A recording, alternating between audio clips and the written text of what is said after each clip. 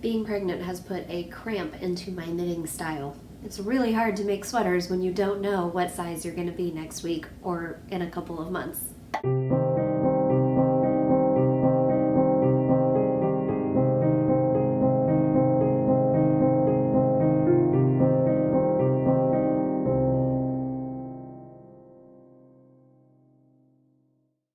Fiber Junkies, welcome back to the Color Cauldron. I'm Johanna, the owner and dyer behind Push and Yarns and host of this podcast.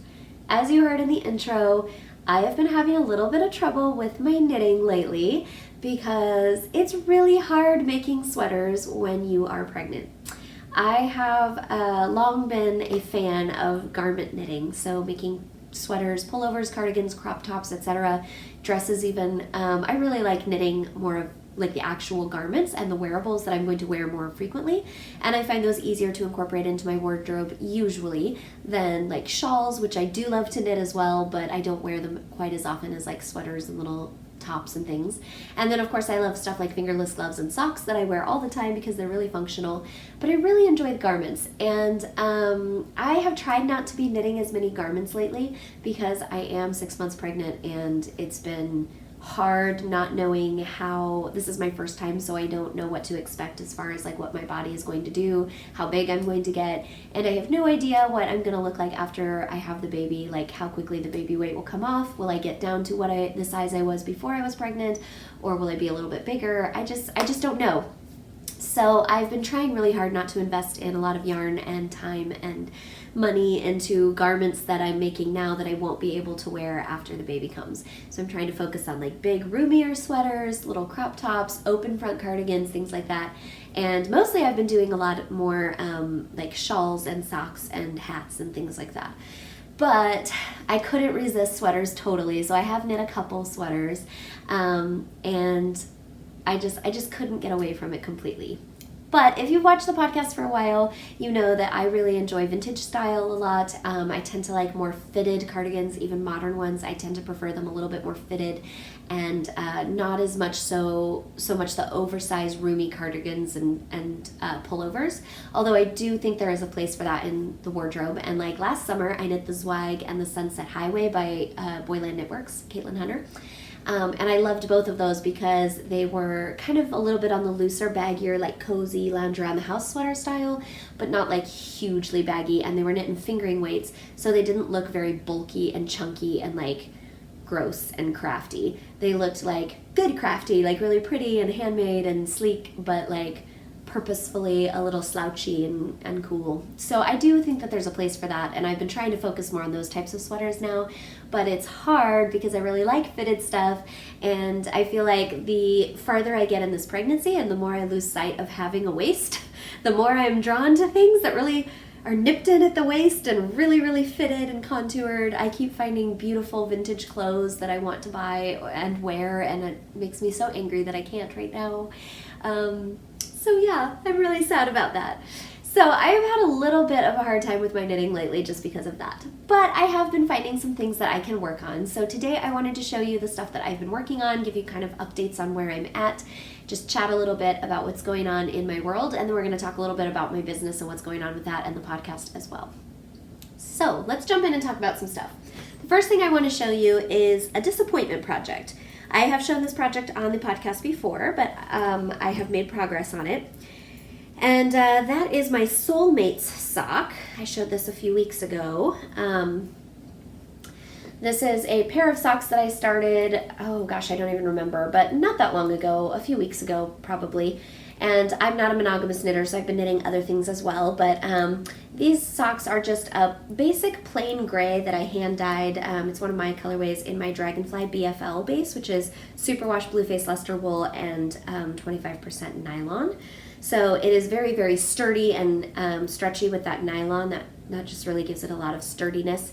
But the wool keeps it machine washable and warm and elastic, and it's a pretty nice fiber. And I don't knit with BFL very often, so this was kind of exciting for me to finally get to try it out. And I am really bummed to say I think that it's just the pattern that I chose more than the yarn, but I really don't like this sock. I'm almost done with it too. So I typically like to knit my socks 2 at a time. I prefer doing it that way because then you don't have the dreaded second sock syndrome. I'm terrible about that because even though I love the process of knitting, I'm kind of one of those people where I prefer not to re-knit patterns. And so knitting one sock or one fingerless glove and then having to go back and knit the second one to me feels like just redoing work that I've already done. So unless it's something really, really that I absolutely loved doing and or something really, really unique and interesting, I don't typically enjoy doing the second one as much. Now I do knit some socks 1 at a time, especially I tend to keep a pair of socks in my purse as like on-the-go knitting, and it's usually something, it's either a plain vanilla sock or plain ribbed sock or something really easy to memorize, so a simple easy pattern to memorize. And this one, while at the beginning it has these cables that go up the back of the leg, so at the beginning of the cabley section it was a little bit like I had to kind of consult the pattern, but I got the hang of the pattern pretty quickly and figured out what I was doing, and so I didn't need to constantly be consulting it, so this became my travel project. So this has been in my purse and been kind of like my travel on-the-go knitting, and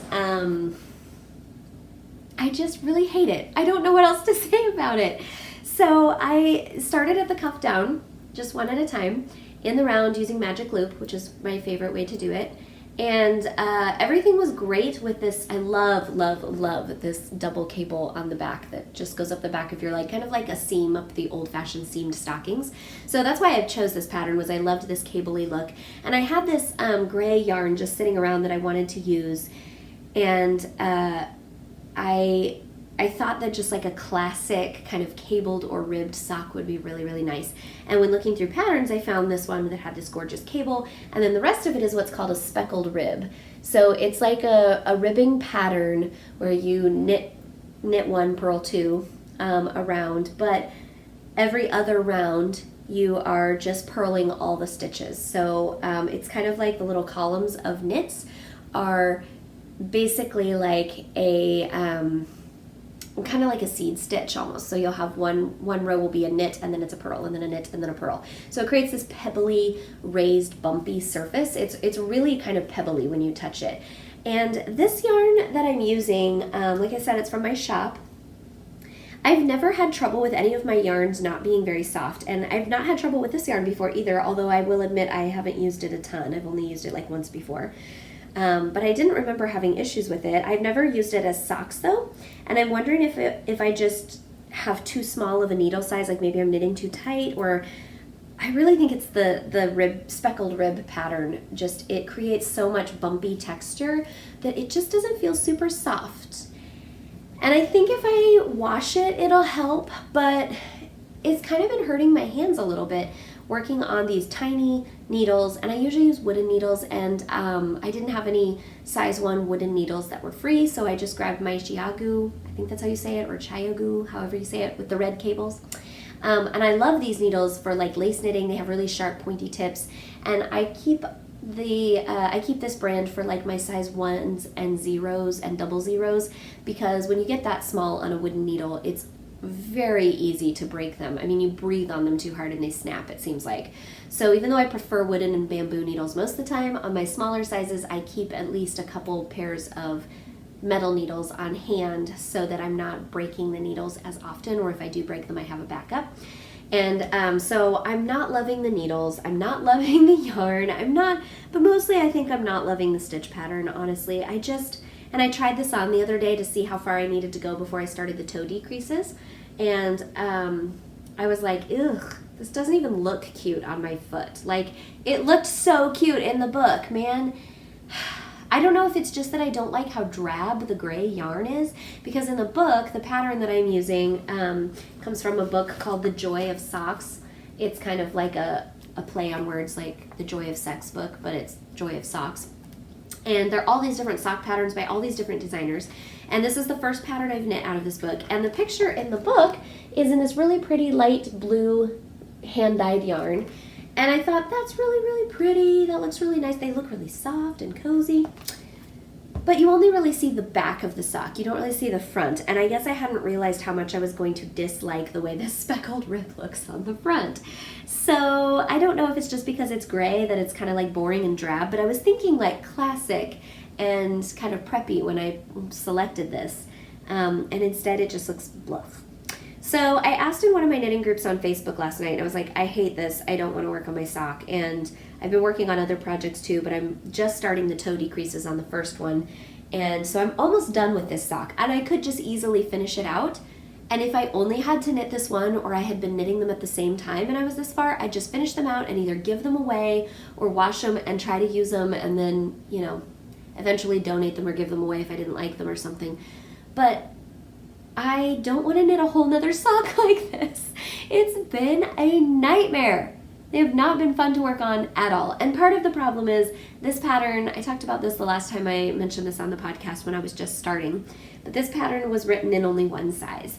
And I have kind of tiny, narrow feet. I am short and small. Everyone in my family is short and small. We have little feet. And to top it all off, my feet are narrow. So typical sock yarn patterns, almost all the sock yarn patterns that I do are just a little too baggy and loose for me, and then you wear them and wash them a couple times and they kind of like stretch out and get even looser. So the first couple pairs of socks I knit myself, I hated because they were too big. And after a couple washings, they got even bigger, and so they would always like slouch and fall down, and they weren't comfortable in my shoes. I finally figured out how to actually size my socks, which if you're more interested in the basics of how we do that and just a lot of good like setting yourself up for sock knitting success, I have a sock series that we did on the podcast last year, so you can go back through my playlist or scroll back through my videos, or you can just search on YouTube for sock series Potion Yarns or Color Cauldron and it should come right up. But we talked all about like how to customize your socks, how to fit your socks, different types of cast-ons, different ways to knit socks, etc. Everything you need to know to get started knitting socks and be happy with the results. So I highly recommend you watch those. They're very helpful. But once I finally learned some of those principles about how to actually customize and fit your socks to your own feet, it got a lot better. However, usually I've learned that I have to go down a needle, maybe even 2 needle sizes, and or I have to jigger the numbers in normal sock patterns as it is. But this one especially was written for a larger size foot. I think it was like for women's size 9 or something like that, which I wear a size 6, so that's just like way too huge for me. And my gauge is also usually a little bit off. I typically find I have a looser gauge in sock knitting than most people, which is why I have to go down a couple needle sizes. So I've learned over the years what size needles and how many stitches in the round I need for a good sock. And so I'm already having to rewrite the pattern a little bit to fit my feet, and there was that one cable panel, so I had to make sure that I was getting that centered and everything else. And so this has just been a frustrating sock. And last year I knit at least one pair of socks every month the entire year of 2018, and I didn't struggle with any of them as much as I've struggled with this one stupid sock. So anyways, I asked last night on one of my knitting groups if I should just scrap it and frog the whole thing and turn the yarn into something else, or if I should just finish it out and not, just, I don't know what I'd do with it. I guess use it as a display. It is my hand-dyed yarn, so I suppose I could take it as like a sample to put up in my booth or something and not finish the other pair. So that's another idea I could do. And then there's also, just push through, knit the third sock, whatever. And I got a variety of answers, probably based on different types of knitters and their experiences, but the majority of people seem to like the idea, and I liked this idea too, of putting it in timeout for a little while, working on something else. I might finish the toe decreases just because I'm so close to the end of this sock, but then put it in timeout for a little while and then come back to it after I knit on some other fun things, give it a few weeks off where I don't even look at it, pick it up, anything, and then come back to it. And the consensus was, sit down and make yourself knit just like 5 rows a day, and you'll be amazed how quickly you'll finish it. Just 5 rows a day, then put it away and do something else fun. And, I could even do that without putting it in timeout. I think I could handle 5 rows a day right now if I knew it was just like, okay, I just have to do 5 rounds. It's actually knit in the round, so rounds.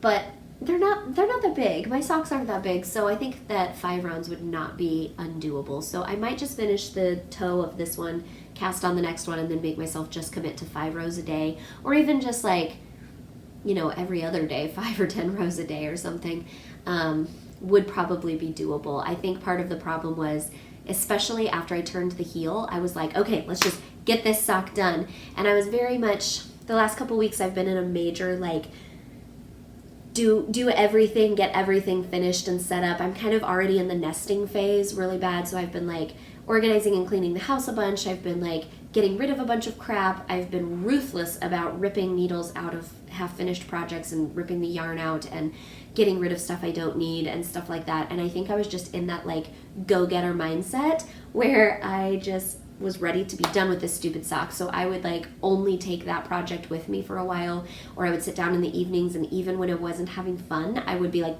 no, I just have to knit this sock because I have to finish this and get it off my needles so I don't have as many projects going and I can start something new with a clear conscience, which is silly because I've never needed an excuse to cast on a new project. I do not have problems with being a non-monogamous knitter. So I don't know why I thought that, but I was pushing myself really hard, and I think that's part of why I hate it so much. So I don't love that. I'm trying to decide if I'm going to bother with the second sock or not. So it might go into timeout for a while I think about it. Let me know what you think I should do in the comments below. Leave me a comment and tell me what would you do with this sock pattern that you just sort of hate, and also, is it worth it? The good news is, by having small, narrow feet, I usually don't use anywhere close to a full skein. I'm usually about a half a skein or a little under a half a skein of sock yarn for one pair of socks. So I'm not worried about running out of yarn, especially because the Dragonfly sock that is in my shop is 463 yards per skein. So it's an extra large sock yarn skein. So I can always get, I've never had trouble getting like 2 pairs of socks out of one of those skeins or something like that. So I'm not really worried about it. I could literally finish up this sock and still have enough to knit a whole new pair of socks out of what was left, or a hat and gloves combo or something like that. So I'm not really worried about saving the yarn so much. It's more like, what do I really want to make myself do it just so I finish it and have a finished pair, because maybe I'll like it better once it's done, or if I'm just not enjoying it, should I like get rid of it? So another thing that I've been working on is my Honey Bop cardigan. I actually don't think that I mentioned this on the podcast yet. I think this is the first time I've showed it here, but I did do a video on my Instagram and Facebook a couple weeks ago, around I think July 1st was when I did the video, or the 2nd, somewhere in there. But I joined a knit along that I'm doing right now. I don't do knit alongs very often. I come from a background of years and years as a solitary knitter who didn't really interact with other knitters very often, except my mom and sister on occasion. And even then, we didn't just sit around and knit together a whole lot because we were all busy and had our different lives and lived for a while in different cities and then in different parts of the city. And so I've always been more of a solitary knitter. I've never really been huge into joining knit-alongs, and a lot of the time I tend to find my style is a bit more unique anyways, and more or not just more unique, but I have very specific ideas of what I like to knit and what I'm going to wear, and so I have a tendency to do my own things and not necessarily want to join the knit-alongs that are popular like at my local yarn stores, because they're kind of more generally looks good on everyone, fits everyone, and I have, I like very fitted vintage patterns and very like steampunk weird accessories and things like that. So up until the last couple years when I started Potion Yarns and then started interacting with knitters online, I'd never done a knit along. I was really kind of out of the loop, didn't really do a whole lot. So I have joined a couple in the last 3 years since starting my business, and I do enjoy doing them on occasion. I don't love doing them all the time, but they can be kind of fun on occasion. Although I'm terrible because I'll like join in and enjoy knitting along with people and like posting photos on Instagram every so often and with the hashtag of whatever knit along it is. But I don't really like to interact, like when they have like a thread on Ravelry, or there's like a chat room or something, or you join their website, or you get on their blog and you post something. A lot of people like to get on and just like comment and socialize and interact and post photos every other day of their progress. I'm not one of those. Like, I'm doing good if I post a photo the entire knit along. I'm not a super interact in chat rooms kind of person. So I'm not normally that involved in that aspect of the knit alongs. But I am knitting one and I am enjoying it a lot. So I have mentioned on the podcast before a designer named Appel, and her Instagram is Poison Girls. I'll put a link to her Instagram below so you guys can check out her work. She is absolutely fabulous, and I found her right after I started Push and Yarns, actually. And she specializes in rockabilly and vintage retro style knitting patterns.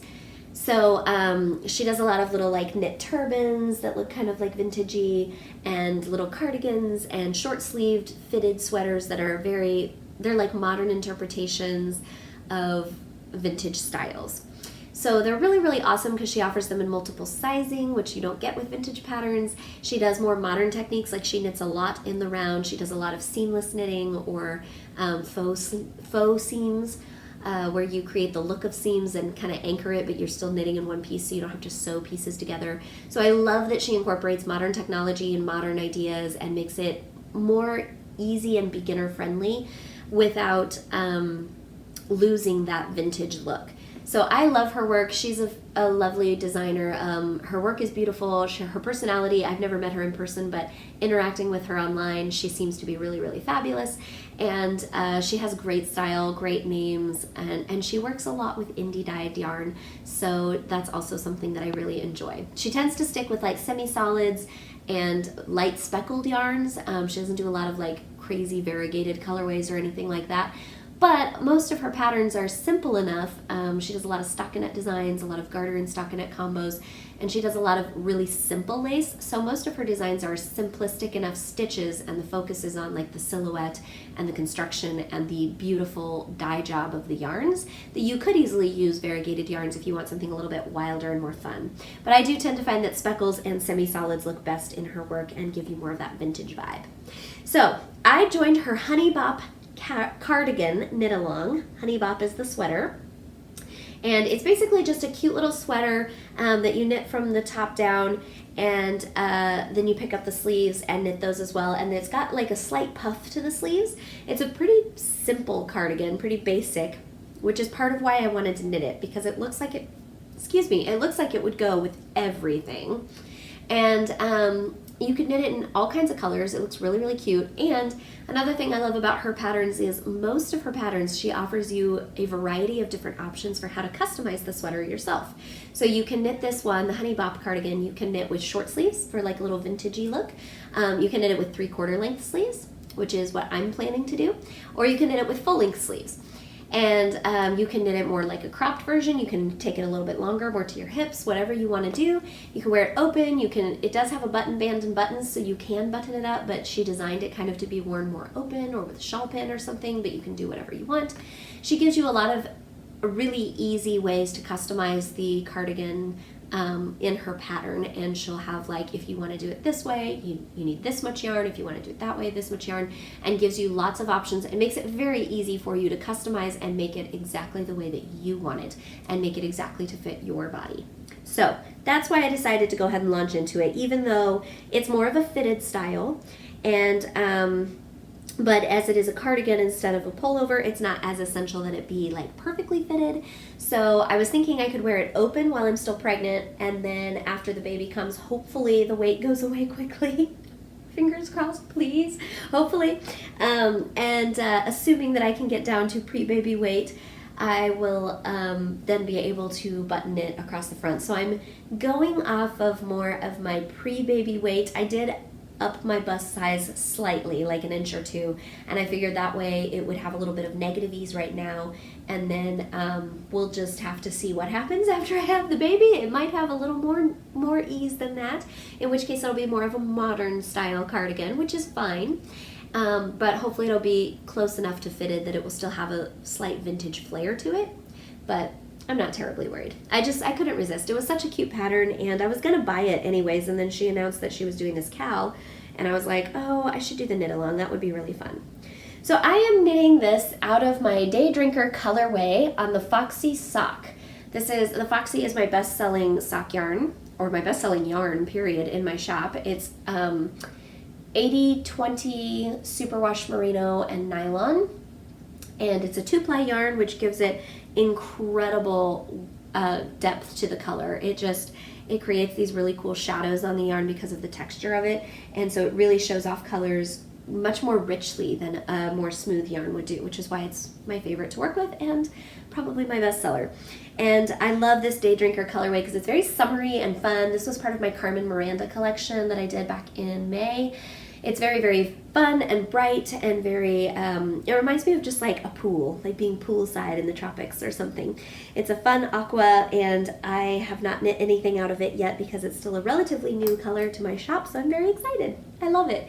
I'm loving, loving, loving how this color looks knit up, and the yarn just, I mean, I've worked with the Foxy a ton. It's one of my best-selling bases and one of my favorites to work with, and it's just so stunning, and it blocks beautifully, it shows color work and stitches beautifully, and this is a pretty basic stockinette sweater with just some little ribbing and stuff, but I really like how it's showing off the colors so far. So plugging right along, I have done, I'm working on the body, as you can see, so I'm still needing to finish a little bit more length before I can start on the ribbing for the hem, and then we'll go back up and pick up the sleeves, and then I still have to do the button band after that. So I've still got a ways to go, but the great thing about this is the knit along started on July 1st.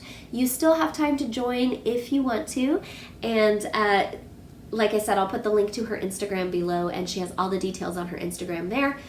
But if you want to join, you can still join the knit along because it goes until September 1st. So you still have like 2 months to do something, well, not quite 2 months, almost 2 months, month and a half to do something if you want to join, and if you're a fairly quick knitter. It is a pretty quick, easy pattern, pretty basic, pretty simple, and if you're an intermediate knitter or above, you'll just whiz through it in no time. If you're a beginner knitter, I definitely think you could handle it.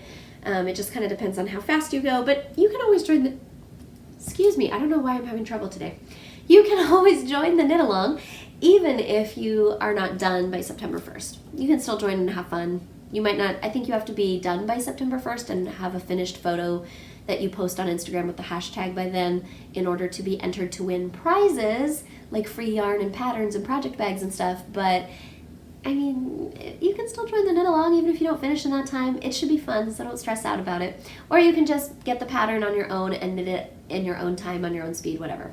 I think this cardigan would also look fantastic in a lightly speckled yarn, something like my La Vie en Rose or Pink Ruffle Panties, or my brand new colorway Antique Marketplace, which is kind of like a beigey champagne tonal background with little brown and peach speckles. I absolutely love it. It's so pretty. I can't wait to knit something out of it. Yeah, I think it'd be really fun in a variety of colors. I almost did it in a pink, and then the aqua won the day. You guys know how much I love aqua. It's like my thing. Aqua and teal. Love them. And I really wanted to use this new Day Drinker colorway because it's just so bright and pretty and fun and so summery. Okay, next thing I'm working on. I have showed this on the podcast before, but it has been a little while. And part of that is because we were doing other things like Saturday night at the movies and other stuff that we had to talk about. But also it's because I haven't knit on it for a while until just this week. And then I picked it up and whizzed through it. And that is the Soldotna crop sweater. If you guys are familiar with Boyland Knitworks, the designer's name is Caitlin Hunter. And she is very, very popular. She's a very trendy designer right now. I knit, like I mentioned earlier, I knit 2 of her sweaters last summer when we were in Ireland and coming home from that. And I have purchased several of her other patterns that I haven't knit yet, but I have purchased like a couple of her wraps and things. And I really do love her patterns. They're really beautiful. They're like a combination of modern and more like rustic traditional patterns. Like if a old-fashioned stranded Norwegian sweater and a modern indie dyed yarn fun sweater had a baby, it would be these things. Her patterns are just, they have that perfect like traditional vintagey feel and vibe, but in a fresh modern way, often using indie dyed yarn or really unique fibers and colors. And her color work that she specializes in tends to be very geometric, so it's not so much the old-fashioned little Piri motifs of like Fair Isle designs or something. It's more of a geometric, stronger, very simple color work, but they're always just like stunning and gorgeous. And because of that, they lend themselves really well to indie dyed yarns like speckled and variegated skeins, which I really appreciate, obviously as an indie dyer, but also as a fan of indie dyed yarn myself.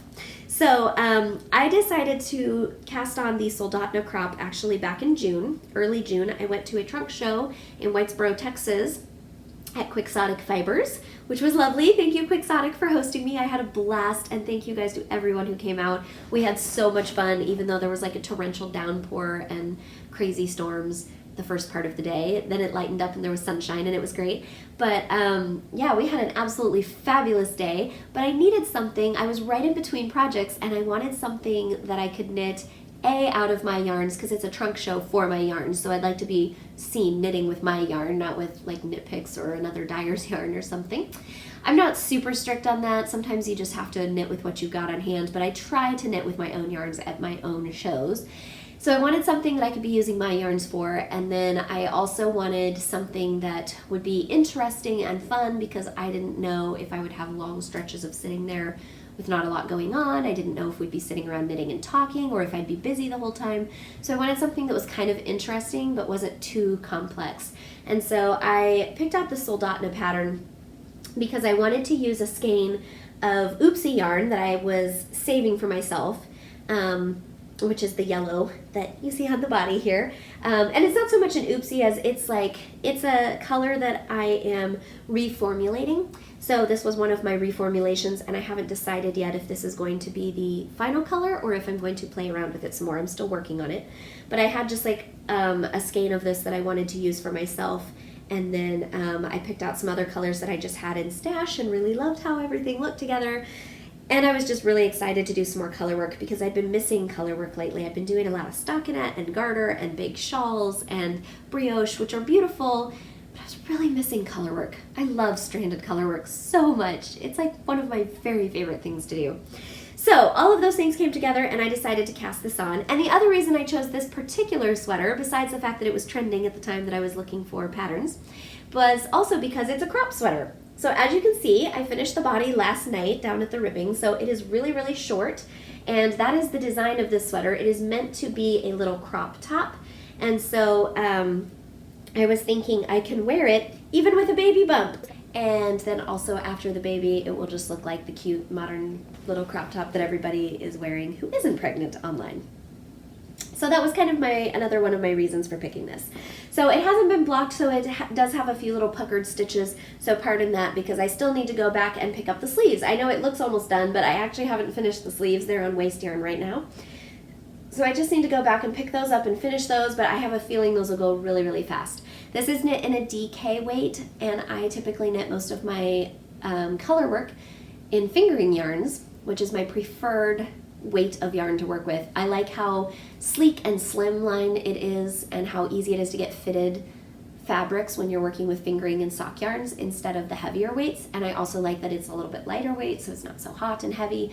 But I actually really enjoyed working with the DK on this. I had so much fun with it and I didn't think I would, but I really, really did.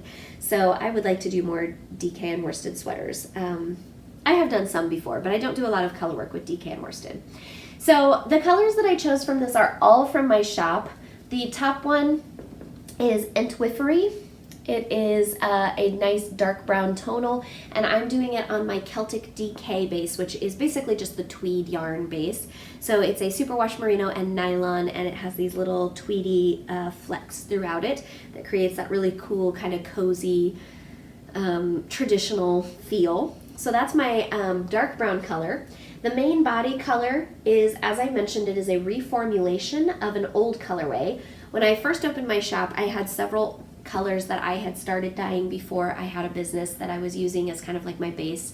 And many of them have been discontinued, but a lot of them have just been, I do have some like Dragon's Breath that are the exact same formulation I've always done. I just keep doing them.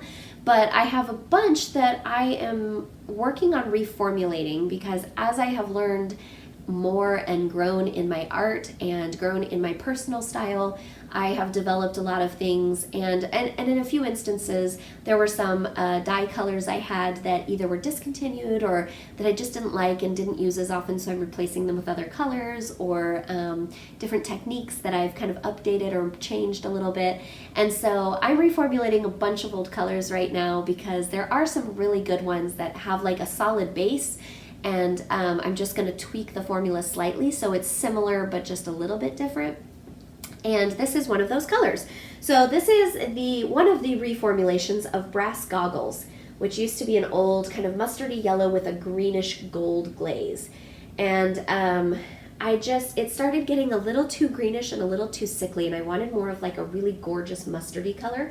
So I'm reformulating this yellow right now, and like I said, this is one of the reformulations, and I love it, so I think this might be the final version, but I'm not positive. I'm testing a couple of different ideas that I had, and then I'm going to compare them all and see which one I like the best, and that'll be the new version of Brass Goggles.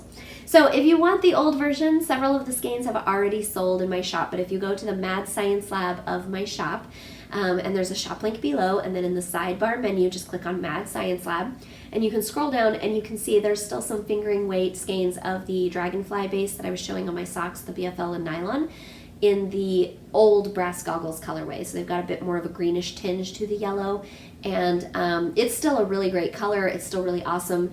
It's just one of the dyes that I use, the formulation from my supplier has changed a little bit, so it's a little greener now, and it's a little bit harder for me to control, and I'm just, like I said, I'm learning more, and I'm honing my craft and becoming a more discerning artist, and so I've got some better ideas for how I can make that even better, but it's going to basically be the same thing, just a slight tweak here and there.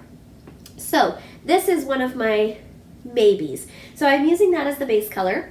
Then up here you can see I have this kind of white background color, and there's all these little flecks. It's actually a speckled yarn, so it's got flecks of brown and orange in it, and that is one of my longtime favorite colorways, Brave New World.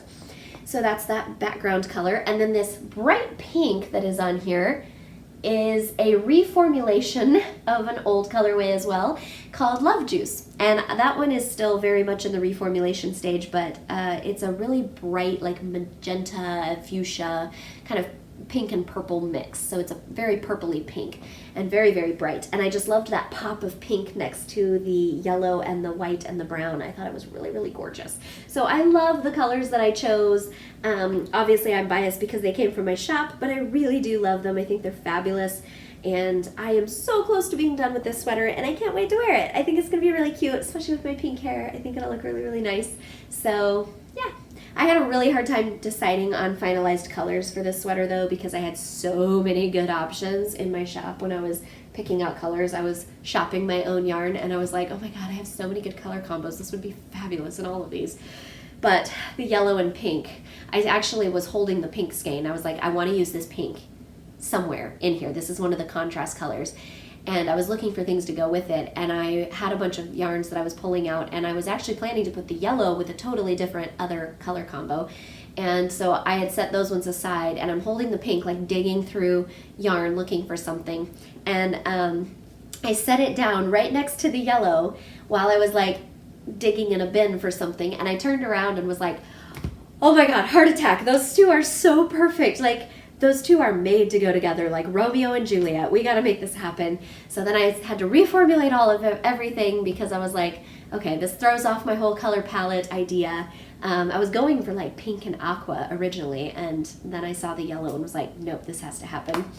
So I had a really fun time putting those colors together, and I'm really happy with what I came up with. I can't wait to finish it. It's going to be rad. So that's what I've been working on. I don't think I have anything else, not that I don't have other things on the needles, but everything else has been in timeout for a little while, so I need to get back into finishing up what I'm working on. I really do. I've just been kind of busy with getting ready for baby a lot and working a lot, so I've had to kind of keep it to small, achievable projects I can take with me to the hair salon and stuff, but I am getting close to finishing several and/or putting a couple in timeout, so I really need to pull out some of my other projects that I set aside and finish some of those, as well as I'm thinking I might need a new cast on just to kind of get me excited, so yeah, we'll see how that goes. I have some news though I wanted to share with you guys before we wrap up for today. I mentioned earlier that we were going to be talking a little bit about my business and what's going on with the podcast and things these days, so I wanted to give you guys a little bit of heads up. I have some really, really exciting news. Like probably as exciting as having the baby to me. Certainly almost as exciting, if not as exciting. I am hitting a major goal in one sense that I have been working on for a while now, and that is at the end of August I am going to be leaving the hair salon. I will be working on Potion yarns exclusively, as well as staying home with our new baby. So that's a really, really big win for me. Obviously, this is something that has mixed emotions involved as well. I'm so excited. When I very first started Potion Yarns, like in the very first, when I very first had this idea, the original thought was it was just going to be a side business that I did to kind of de-stress and supplement income from the hair salon, because I wasn't super happy. I was working part-time, but like a busy part-time, and I was overall happy with my job, but I was getting a little bored and stuck in a rut, and I wasn't super happy with my clientele. I felt like I didn't have as busy of a schedule as I would have liked, so a little extra income was going to really help. Plus, I just wanted something creatively that would be less stress, more fun, not so much like work, but more of like almost like a hobby. But I very quickly, like within a couple weeks of starting to think about the idea and planning how to launch a business, I moved from hobby business to, no, I want this to be a real business. It's just going to be on the side. And within a couple of months of opening my website, my husband and I were already having the talk of like, okay, right now we're making it work, but eventually if this keeps growing the way it's already going and the way we want it to, we're not going to be able to do hair salon and yarn consistently. We're going to have to make some choices. And so we had some tearful discussions early on, but after a lot of debate, we agreed that we both felt like the future was going to be with yarn, not with hair. So long story short, that became the goal for Potion Yarns, and that has been the goal for a while. And last year in 2018, we made it a much more like, we're going to push as hard as we can to make this happen.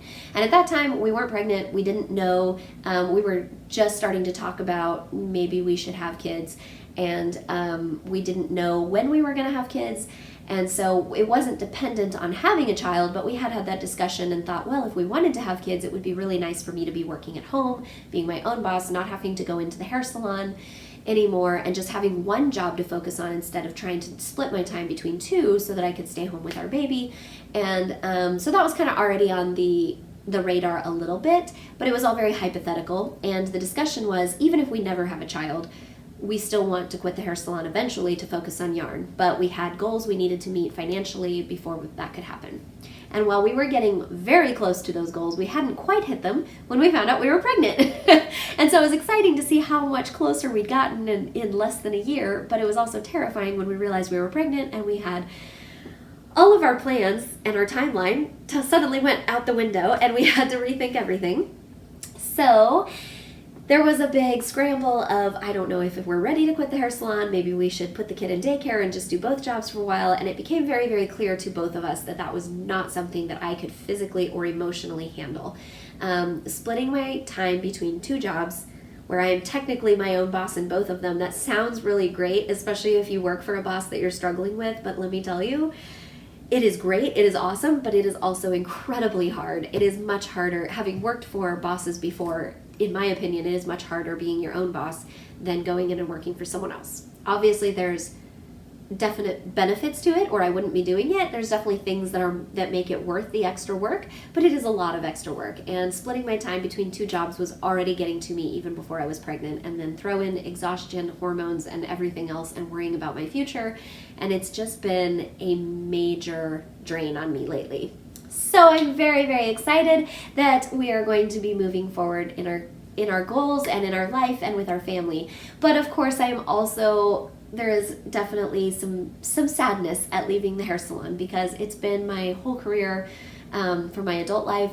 I've been in the business for 14 years now, and I can't imagine walking away from that and not identifying as a hairstylist and not being in that world like consistently. And it's been really hard, like telling my clients that I've had for over 10 years goodbye and referring them to other stylists and handing over my clients, which are, some of them are like family, and I'm handing them over to other hairstylists to go to, and I've spent years building this clientele, and now I'm just giving it away. And so it feels very weird and very uncomfortable, but it's also very exciting. And I know for you guys who've been longtime customers, I've had a lot of customers who have been asking and encouraging me to quit the salon and go full-time with yarn for some time now. And so I know for a lot of you guys, you're going to just be thrilled to hear that. And I am thrilled about it. I really am. I can't wait to focus just on one business and be able to put my whole heart and soul into it. But of course, it's also coming at a time when I will have to also have a family and a baby to take care of, so I realize it won't be my entire focus, but I feel like this is the best thing for our family and for my business right now. I hope you guys are having as exciting of a summer as I am. As you can tell, there's a lot of changes going on around here in the Potion Yarns family, but while change is always very scary, generally it's always good too. I mean, it's not always good, but good can always come of any change, regardless of whether it's positive or negative initially. And these are all very good changes. Nothing is ever black or white. So there's always some sense of loss and sadness, as well as excitement and joy. And we're muddling through all of those tangled emotions right now. And that is why I love knitting and crochet, because man, there are days where I feel like I am unraveling at the seams, and knitting something helps me feel like I'm putting it back together, even in just that small little way. I still have a little bit of control over something, even if it's only control over deciding whether or not to finish my sock. That's something that I have control over because most of the time I feel like I have no control over my life anymore. I'm just hanging on for dear life and trying to keep my head above water, but it's very exciting too. I hope you guys have a great rest of your week, but it is now time to cast off. Love you.